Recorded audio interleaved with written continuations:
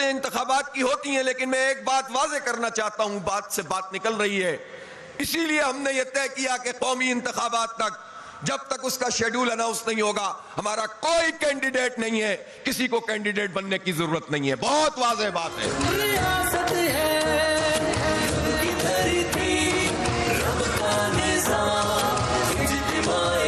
کسی کو یہ بات پسند ہے تو پوری طرح ہمارے ساتھ مل کر کام کرے، کسی کو یہ بات پسند نہیں ہے، اچھی نہیں ہے، اللہ تعالیٰ نے اس کو پورا جو مرضی ہے وہ کرے، لیکن ہماری جماعت میں جو چلے گا انشاءاللہ اس نظام کے تحت چلیں گے، سماع و اطاعت کے نظام کے تحت چلیں گے. اور کینڈیڈیٹ کون ہے؟ ایک ایک کارکن کینڈیڈیٹ ہے، ایک ایک ہماری بہن اور بیٹی کینڈیڈیٹ ہے. اس لیے کہ مولانا مودودی نے جماعت کے کارکن کے لیے کہا تھا کہ تم مرجع خلائق ہو. یہ مرجع خلائق کسی قومی اسمبلی کے امیدوار کو نہیں کہا تھا، کسی سابق امیدوار اور سابق ممبر کو نہیں کہا تھا، یہ مرجع خلائق ہر کارکن کو کہا تھا کہ جس سے خلق رجوع کرے، جس سے اپنے مسئلے کو شیئر کرے، جس سے اپنی خوشی شیئر کرے، جس سے اپنا غم اس میں شراکت کرے. تو آپ جب کسی کے غم اور خوشی میں احساس شراکت اس کو دیتے ہیں تو آپ اس کے دل پر اثر انداز ہوتے ہیں، اس کے دماغ پہ اثر انداز ہوتے ہیں. اس طرح تحریک آگے بڑھتی ہے. وَمَنْ أَحْسَنُ قَوْلًا مِّمَّنْ دَعَا إِلَى اللَّهِ وَعَمِلَ صَالِحًا وَقَالَ إِنَّنِي مِنَ الْمُسْلِمِينَ. یہ دعوت اللہ کا ایک طریقہ ہے. وَلَا تَسْتَوِي الْحَسَنَةُ بِالسَّيِّئَةِ ادْفَعْ بِالَّتِي هِيَ أَحْسَنُ. یہ دعوت کا طریقہ ہے کہ آپ لوگوں کو اپنے ساتھ ملاتے چلے جاتے ہیں اور ان کو اپنے ساتھ شامل کرتے چلے جاتے ہیں.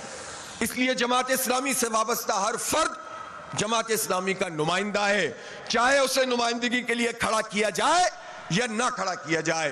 اس پر ہمارے ہاں کوئی ضد اور بحث نہیں ہوگی کہ مجھے آگے آنا ہے کہ تجھے آگے آنا ہے. یہ اللہ کے دین کا کام ہے. جس کو جماعت نومینیٹ کرے گی، چاہے وہ ہمارا مزدور ہو، کسان ہو، چاہے بہت پیسے والا ہو، چاہے اس کے پاس زمین ہو، چاہے نہ ہو، وہ سب جماعت کے ممبر ہوں گے.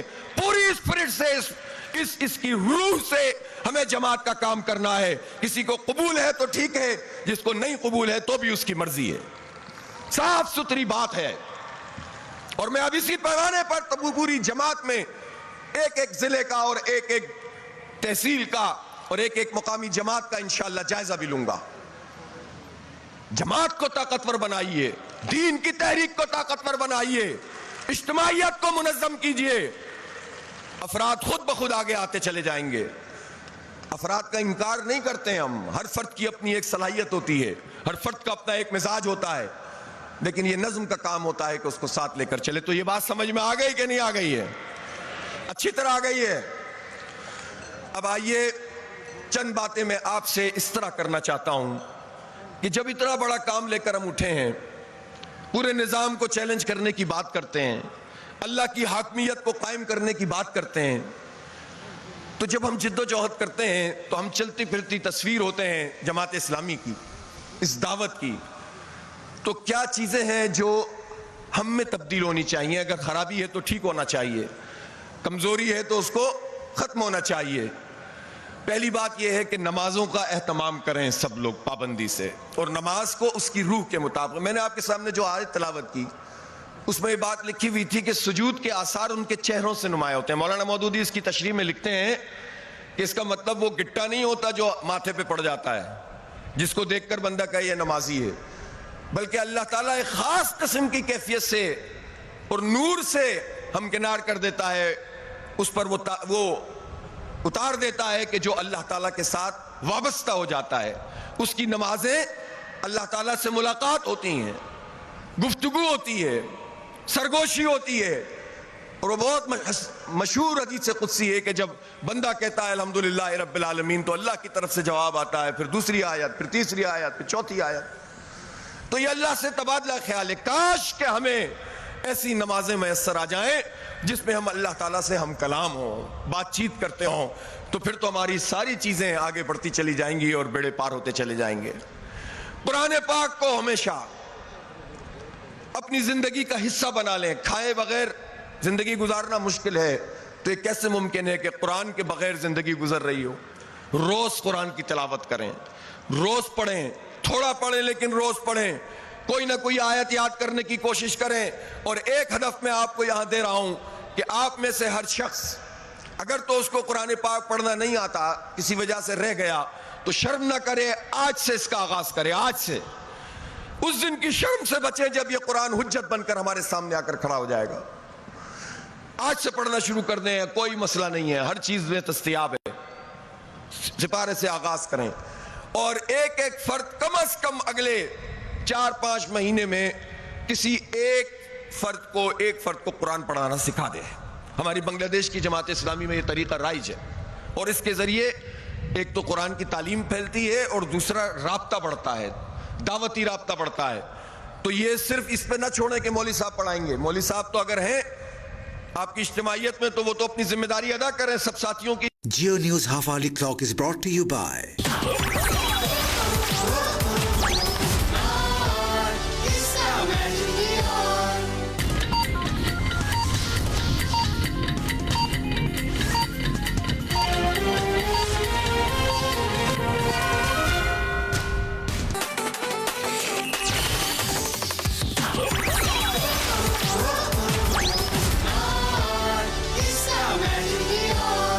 اور پہنچانا. اور ظاہر ہے ہم تو قرآن کے نظام کی جد و جہد کر رہے ہیں نا, تو اس کو اسی انداز میں لے کر چلنا, یہ اپنی زندگی کا حصہ بنائیں. تیسری چیز میں آپ کو یہ نصیحت کرتا ہوں کہ اپنے معاملات کی اصلاح فرمائیے. معاملات کسے کہتے ہیں؟ ایک معاملات وہ ہوتے ہیں جن کا تعلق عبادات سے ہوتا ہے, اور ایک معاملات وہ ہوتے ہیں جن کا تعلق آپ کے لین دین سے ہوتا ہے, آپ کے رشتوں سے ہوتا ہے, آپ کے تعلقات سے ہوتا ہے.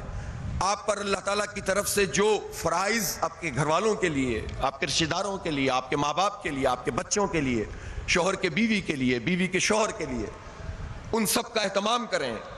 لین دین میں کوتاہی نہ کریں, چھوٹی چھوٹی چیزوں کے اوپر تعلقات کو خراب نہ کریں.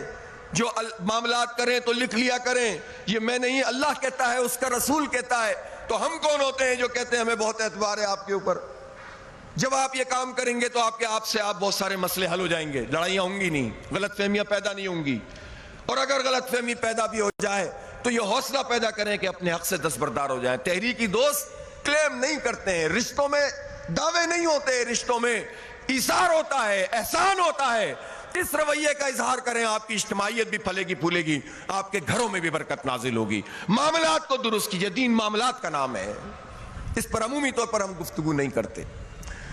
اب میں آپ سے یہ ضرور کہنا چاہتا ہوں کہ اب جو ہم آئندہ کا لائحہ عمل بھی آپ کو بتا رہے ہیں, جو حالات ہمارے سامنے موجود ہیں پوری دنیا میں, ہم نے کل ایک گلدستہ تھا انٹرنیشنل سیشن میں, اور ہر ایک اس پر اب قائل ہوتا چلا جا رہا ہے کہ دنیا میں یہ ظلم کا نظام اب ختم ہونا چاہیے.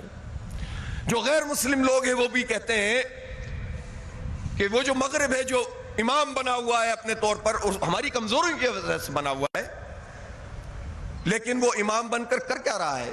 استحصال کر رہا ہے. فلسطین میں انسانیت کا قتل عام ہو اور ریاستیں اس کی پشت پناہ بن جائیں, خود اپنے ہی لوگوں کو چند ایک زاویوں سے تو آپ فیسیلیٹیٹ کر رہے ہیں, لیکن باقی ان کی جو ہے وہ خرابیاں ان کے اندر پیدا ہوتی چلی جائیں, سرمایہ دار طاقتور ہوتے چلے جائیں, پورے سسٹم پر قبضہ کرتے چلے جائیں, اور اپنی دولت کے ذریعے سے دنیا کی پوری شیرازہ بندی کرنے لگیں, تو یہ تو نہیں چلے گا. اب دنیا میں یہ احساس پیدا ہو رہا ہے کہ یہ دنیا ظلم پر نہیں چل سکتی, اور دنیا بھر کے سارے مظلوموں کو اکٹھا کرنا ہماری پرائم ذمہ داری ہے, اسلامی تحریک کی ذمہ داری ہے کہ دنیا میں ہم تمام مظلوموں کو اکٹھا کریں. آپ نے قرآن کی وہ آیت پڑھی جو اہل کتاب سے خطاب کرنے والی ہے, قُلْ يَا أَهْلَ الْكِتَابِ تَعَالَوْا إِلَىٰ كَلِمَةٍ سَوَاءٍ بَيْنَنَا وَبَيْنَكُمْ, آؤ ہم مشترک کلمے کی طرف اکٹھے ہو جائیں جو تمہارے درمیان مشترک ہیں. تو دنیا بھر کے مظلوموں کو, دنیا بھر کے مجبوروں کو, اس نظام کے ستائے ہوئوں کو, چاہے وہ مسلمان ہو اور غیر مسلم ہو, ہماری دعوت میں اتنی طاقت ہے کہ ہم انہیں اپیل کریں اور اپنے ساتھ جوڑتے چلے جائیں. تو ہمارا ویژن اتنا بڑا ہونا چاہیے کہ آپ امت مسلمہ ہیں, آپ کو امت وسط کہا گیا ہے, وَكَذَلِكَ جَعَلْنَاكُمْ أُمَّةً وَسَطًا لِتَكُونُوا شُهَدَاءَ عَلَى النَّاسِ وَيَكُونَ الرَّسُولُ عَلَيْكُمْ شَهِيدًا. تو یہ پوری انسانیت سے سک رہی ہے, چند ہاتھوں میں لوگوں کے معاملات ہیں, تو اس دنیا میں بھی ان کی راحت اور آخرت میں بھی ان کی راحت کا پیغام صرف اور صرف اسلام, اس کے عقیدے اور اس کے نظام میں ہے. اس لیے اس کے ساتھ وابستہ ہو جائیے اور اپنے اس ذہن کو کھول دیجئے. مقامی حالات میں جد و جہد کا ہم نے انکار کبھی نہیں کیا، بلکہ ہم کہتے ہیں کہ وہ موومنٹ، وہ اسلامی تحریک نہیں ہے جو مقامی حالات سے غافل ہو، لوگوں کے مسائل سے، مشکلات سے غافل ہو. لیکن میں ایک بات ضرور کہنا چاہتا ہوں اپنے ذمہ داران سے بھی اور آپ لوگوں سے بھی. جماعت اسلامی اپنے مقامی حالات میں کام کرے گی، ظلم کے خلاف آواز اٹھائے گی، جبر کو جبر کہے گی، لوگوں کو اکٹھا کرے گی. لیکن جماعت اسلامی اور باقی لوگوں میں ایک فرق ہوتا ہے، ہم قوم پرست نہیں بنیں گے، ہمارے لہجے میں نفرتیں نہیں ہوں گی، ہم آبادیوں کو تقسیم نہیں کریں گے، ہم بلوچستان کو پنجاب اور پنجاب کو کے پی اور کے پی کو سندھ سے نہیں لڑائیں گے. ہم کیوں پاکستان سے شکوہ کریں جس پاکستان پہ قبضہ چند ہاتھوں کا ہے؟ پاکستان میں پہلے بھی کہہ چکا ہوں اور اب بھی دہرا رہا ہوں، نہ کسی جرنیل کا ہے، نہ بیوروکریٹ کا ہے، نہ وڈیرے جاگیردار کا ہے، نہ سیاستدان کا ہے. پاکستان لا الہ الا اللہ محمد الرسول اللہ کا پاکستان ہے، اور پاکستان کے عوام کا پاکستان ہے. ہر بلوچ کا، ہر سندھی کا، ہر پنجابی کا، ہر پختون کا، ہر کشمیری کا، ہر ہزارے وال کا، ہر مہاجر کا، جتنی قومیں، جتنی برادریاں، جتنی زبانیں بولنے والے ہیں، یہ سب کا پاکستان ہے. اور عدل کا نظام یہاں ہونا چاہیے. وہ عدل نہیں ہے تو محرومی پیدا ہوتی ہے. تو جو محرومی پیدا کرتے ہیں، آپ کو ان سے اور اس نظام سے نفرت ہونی چاہیے.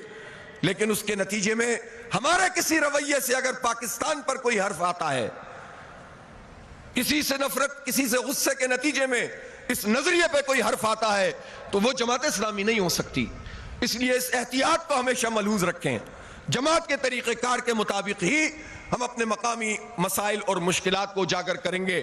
اس میں ہو سکتا ہے آپ کو بعض اوقات پاپولر باتیں کرنے سے سوشل میڈیا پہ بہت پذیرائی مل جاتی ہے، لیکن اس پاپولر بات کرنے کے نتیجے میں کبھی کوئی قوم پرست بن جاتا ہے، کبھی فرقہ پرست بن جاتا ہے، اور کبھی سمجھتا ہے کہ میں بہت بڑا انٹر اسٹیبلشمنٹ ہو گیا ہوں.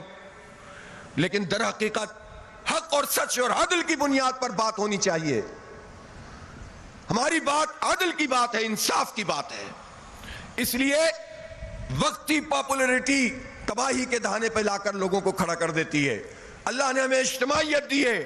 اجتماعی فیصلوں کے ساتھ جڑ کر ہر سطح کا نظم اور کارکن جب سیسا پلائی ہوئی دیوار بن جائے گا تو پھر نہ کوئی اسٹیبلشمنٹ سامنے آ سکے گی اور نہ کوئی انٹرنیشنل اسٹیبلشمنٹ آ سکے گی. ہماری اصل طاقت ہمارے عقیدے اور نظریے میں اور ہماری اجتماعیت میں اور ہمارے نظم و ضبط کے نظام میں ہے. اس لیے پوری یکسوئی سے اس تحریک کو آگے لے کر چلنا. ہم سب جڑے ہوئے ہیں. میں خراج تحسین پیش کرتا ہوں اس موقع پہ خاص طور پر اپنے پنجاب کے ساتھیوں کو. جب یہاں خیبر پختونخوا کے ساتھی آئے، تعداد ان کی زیادہ تھی، کیمپ کم تھے، وہ آئے، اور جب لیاقت صاحب نے تینوں ہمارے تنظیمی صوبوں کے لوگوں کو پنجاب کے بلایا تو تینوں نے کہا کہ آپ ہماری رہائش گاہیں اپنے پختون بھائیوں کو دے دیں، بلوچ بھائیوں کو دے دیں، سندھی بھائیوں کو دے دیں.